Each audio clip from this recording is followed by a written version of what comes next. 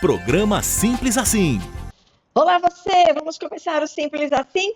Nós estamos em dezembro e sim, vamos ingerir mais bebida alcoólica, vamos beber mais os refrigerantes adoçados ou sucos adoçados. Tudo bem, quem é que não fez isso na vida uma vez?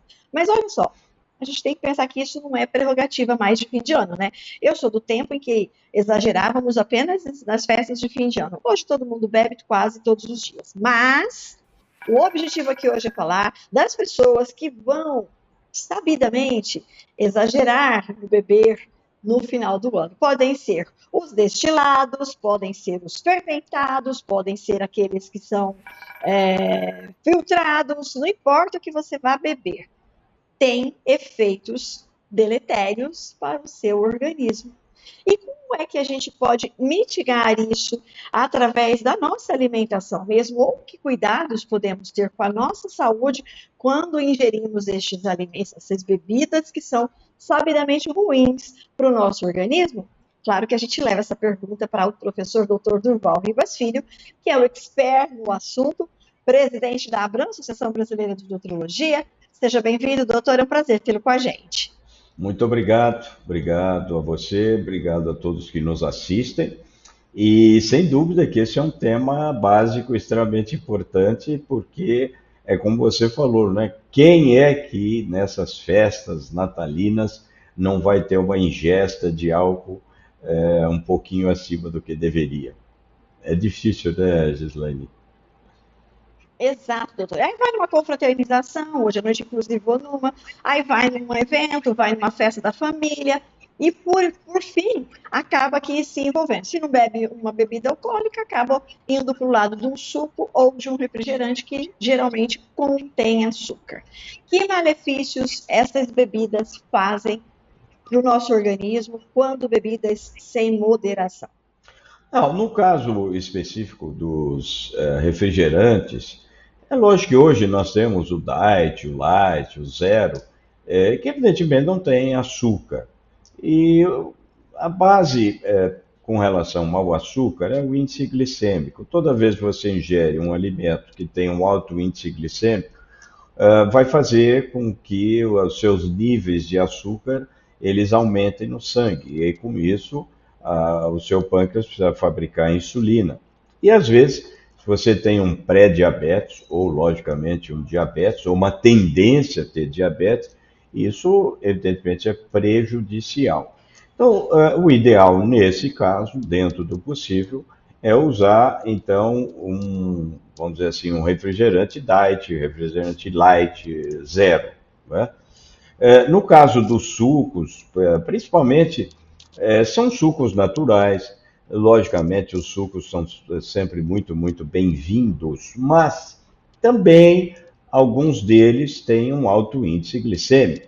E isso, de certa forma, atrapalha e pode favorecer para um aumento do açúcar do sangue, que também é prejudicial. Então, aí entram as frutas, que é melhor do que os sucos. Mas, nesse caso, o suco de goiaba, o suco de maracujá, o suco de acerola, o suco de limão, eles têm um índice glicêmico baixo, diferente do de abacaxi, de laranja, de melancia, que realmente tem um alto índice glicêmico. Então, quando nós falamos de refrigerantes, nós temos esses substitutos, Diet Light Zero.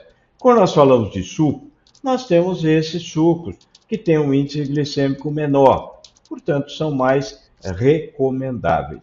Então, em termos de sucos, seria basicamente isso em termos de refrigerantes. Agora, tem o outro lado, que é o da bebida alcoólica. Aí sim é um problema. É um problema porque todos os estudos mostram que o excesso da ingesta alcoólica, ela traz, logicamente, efeitos deletérios para o nosso organismo. Então, se recomenda aos homens que seja de 20 a 30 gramas por dia de álcool e às mulheres que sejam de 15 a 25 gramas por dia de álcool.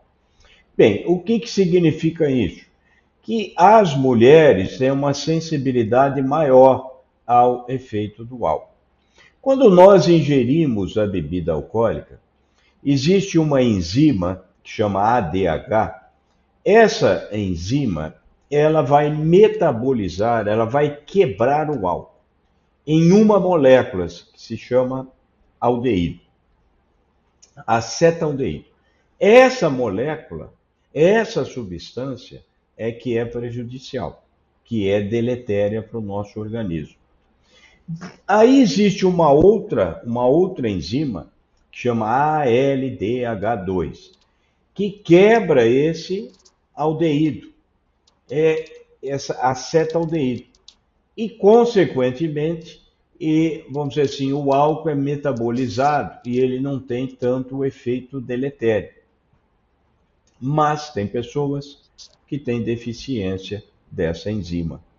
Então, e aqui, né, Gislaine, é fazer esse comentário específico. As mulheres têm uma quantidade menor dessa enzima comparativamente ao homem. Por isso que as mulheres, em tese, têm efeitos um pouco mais deletérios ao seu organismo, em função de ter uma quantidade menor dessa enzima ADH no seu organismo. Por isso que elas devem, em tese, ingerir menos comparativamente aos homens. Mas tem mulher aí que está bebendo bem, doutor. Mas deixa eu te perguntar uma coisa. 15 a 25 gramas, no caso das mulheres, quanto isso dá em ml? Quantos copos de bebida alcoólica isso significa? Então, isso depende da concentração da bebida alcoólica, do teor alcoólico. Então, por exemplo, se você pega por exemplo, um uísque. O uísque tem 40% de álcool.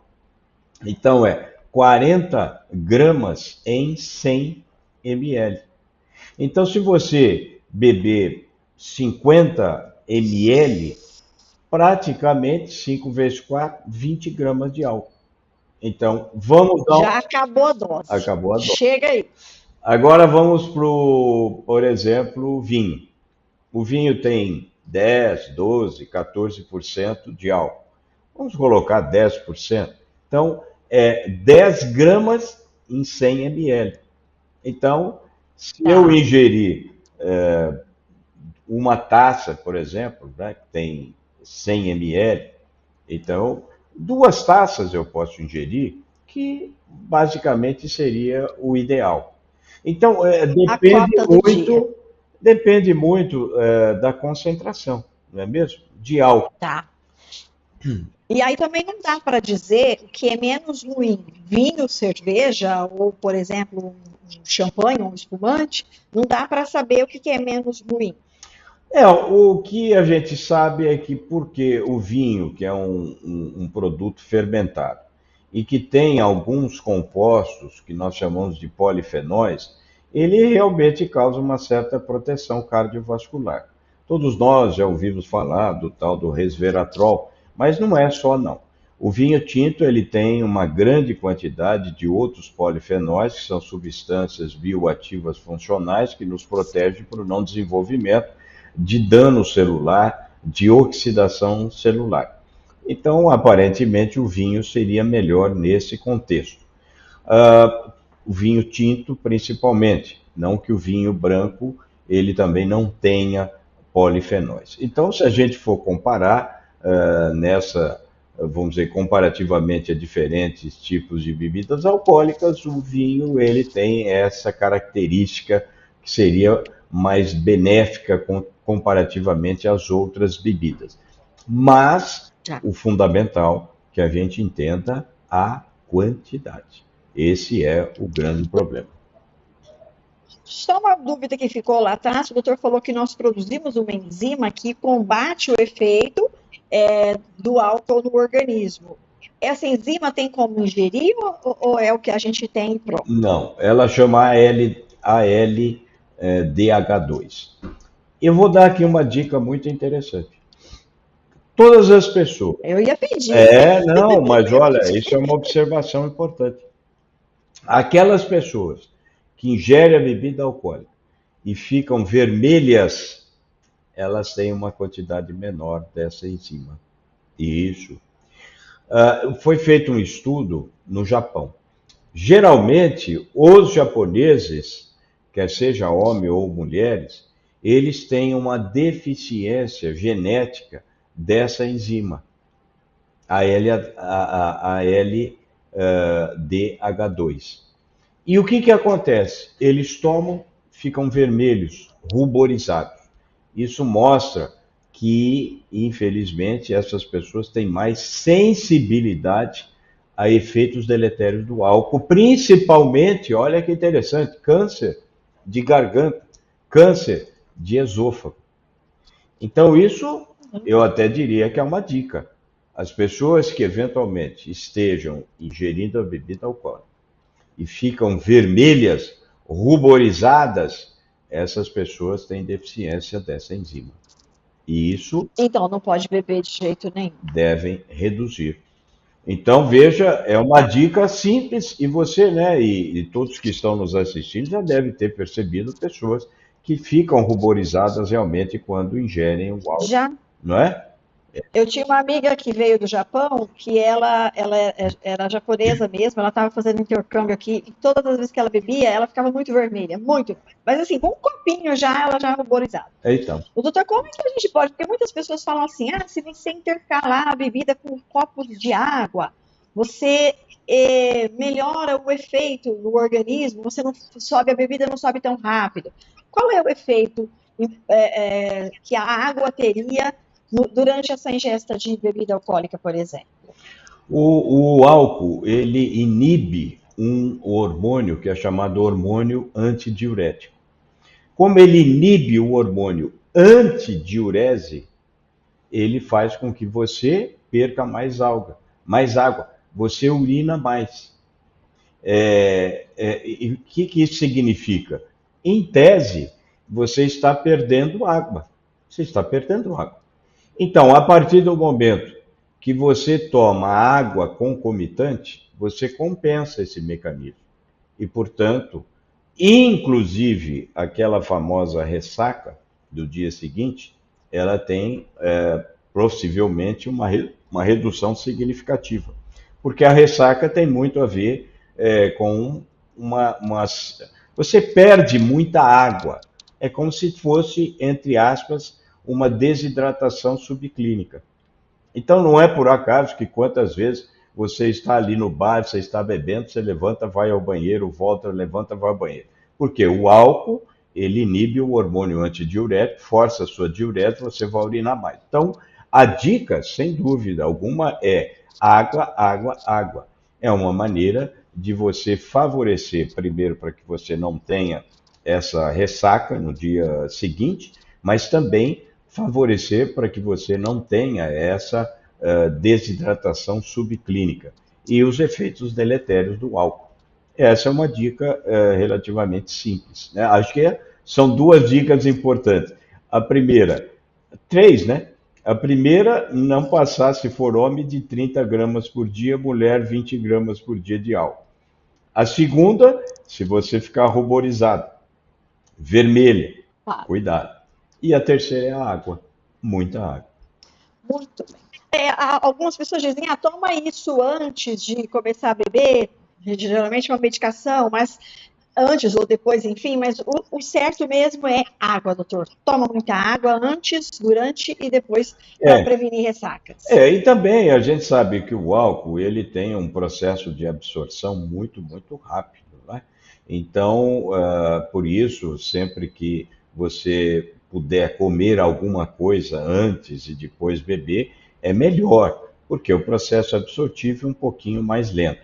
Isso também ajuda, né, para diminuir os efeitos deletérios do álcool no nosso organismo. Aí tem também, doutor, uma outra dica interessante para aquelas pessoas que conseguem ficar sem beber o álcool e sem beber o refrigerante ou o que quer que seja, água saborizada. É uma boa pedida. É água, ou seja, tanto faz, né? O importante é que seja líquido, que seja água, que pode inclusive ser suco, também não interfere em nada, não é verdade?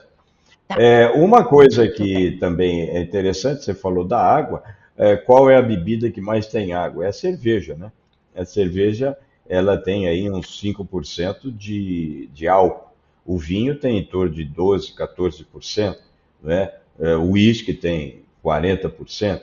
Então, é lógico que depende muito da concentração do álcool que existe. E a cerveja ela não tem um alto teor, né?